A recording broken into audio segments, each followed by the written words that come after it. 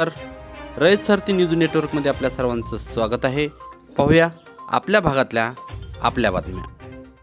गणेशवाडीत जीवनदायी कृष्णामाईच्या साक्षीने कृष्णावेणी मंदिर बांधकामाचा शुभारंभ.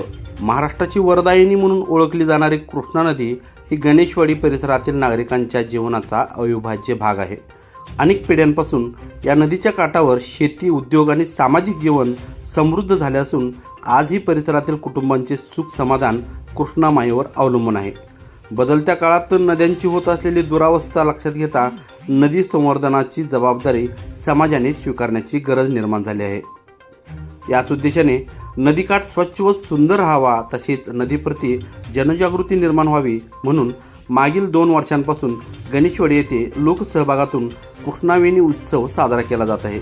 नदीबद्दल कृतज्ञता व्यक्त करण्यासाठी आणि श्रद्धेचे प्रतीक म्हणून नागरिकांच्या सूचनेनुसार कृष्णावेणी मंदिर उभारण्याचा संकल्प करण्यात आला. या मंदिर बांधकामाचा शुभारंभ गुरुवारी धार्मिक वातावरणात करण्यात आले.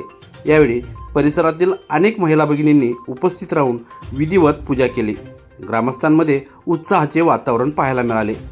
मंदिर उभारण्यासाठी स्वेच्छेने देणगी देऊ इच्छिणाऱ्या भाविकांनी चंद्रकांत पतसंस्था गणेशवाडी, भाग्यश्री महिला पतसंस्था गणेशवाडी, स्वस्ती स्त्री पतसंस्था गणेशवाडी, सावित्री अक्का महिला पतसंस्था गणेशवाडी या संस्थांमध्ये रक्कम जमा करून अधिकृत पावती घ्यावी असे आवाहन कृष्णा नदी यात्रा उत्सव समिती गणेशवाडी यांच्या वतीने करण्यात आले आहे. रयत सारथी वृत्तसेवेसाठी सुनील संगपाळ.